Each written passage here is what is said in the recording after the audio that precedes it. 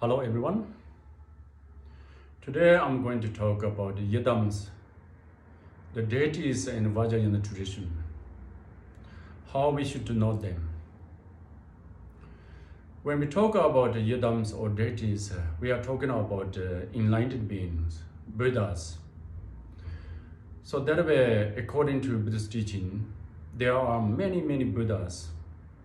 Almost innumerable Buddhas exist in Pure Land in the 10 directions.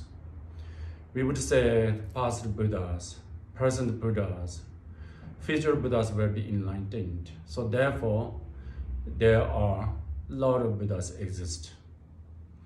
And if you wanted to know more detail about how those enlightened beings look like, how they are reside in the Pure Land, and if you go to check in the Hinayana teachings, probably you would not find much information about Buddhas, enlightened beings. And their teachings just mentioned someone achieve enlightened means one totally, fully exhausted their suffering, the problems, cause of suffering, the problems, and totally gone into the pranirvana. And after that, then what happening there is not much give information in the Hinayana teachings. That does not mean Buddhas are disappeared together with their problems and the sufferings, cause sufferings. Absolutely not. Buddhas are still exist with their enlightened qualities, with their activities, countless activities, endless activities. So that way, in the Mahayana teachings, particularly in the Vajrayana teachings, you would find a lot of information about the Buddhas.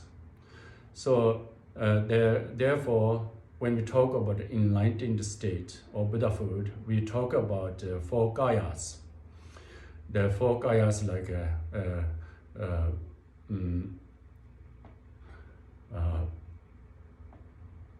Dharmakaya, Sambhogakaya, Nirmanakaya, and Swabhavik-kayas.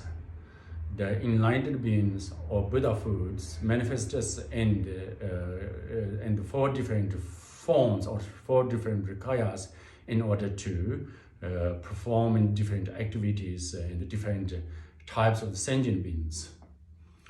So here, the Dharmakaya is the purely absolute truth kaya, absolute kaya, which is the real state of enlightenment, which is the purely aware of awareness of wisdom.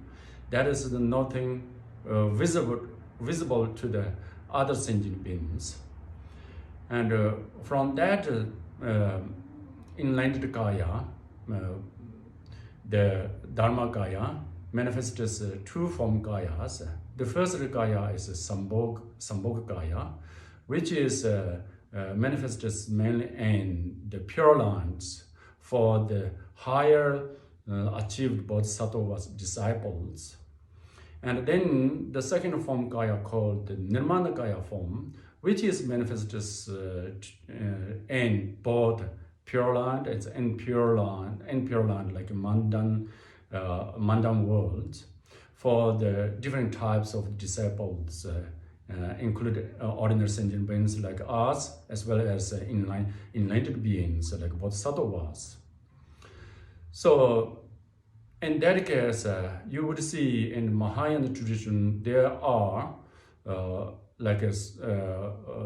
five Buddha and the five Buddha families, so on, like Buddha Amitabha, Buddha Vairocana, so on and so on. Those are just examples. Besides those five Buddhas, there are countless Buddhas exist in the Pure Land. And then how about Yidams in that case? Yidams only appears in the Vajrayana teachings. Those Yidams basically manifestation of Sambhogakaya form. So that means Yidam Chakra Sambhara or Kala Chakra are simply manifested in the form of Sambhogakaya.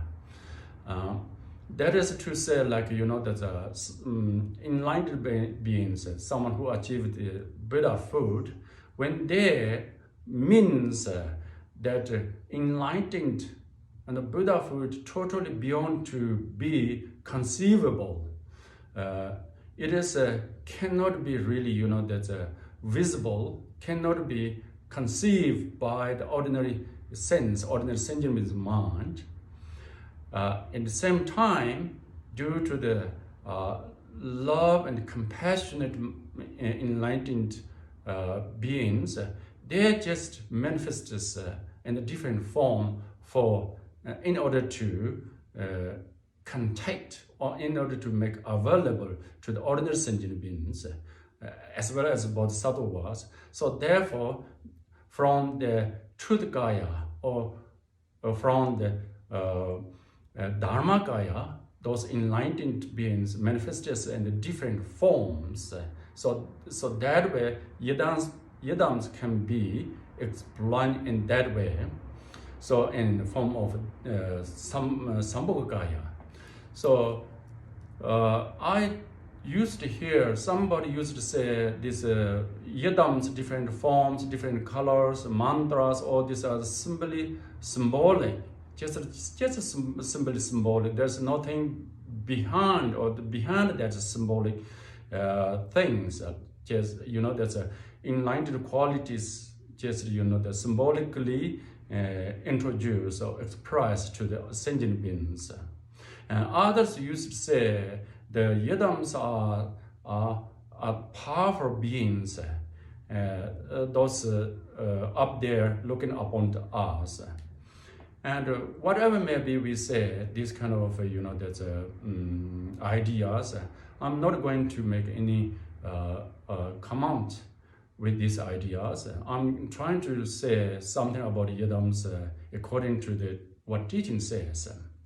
So therefore, these Yidams are the enlightened beings and manifested on the form of Sambhogakaya. When they manifest in the form of Sambhogakaya, these form different color, different shape, as well as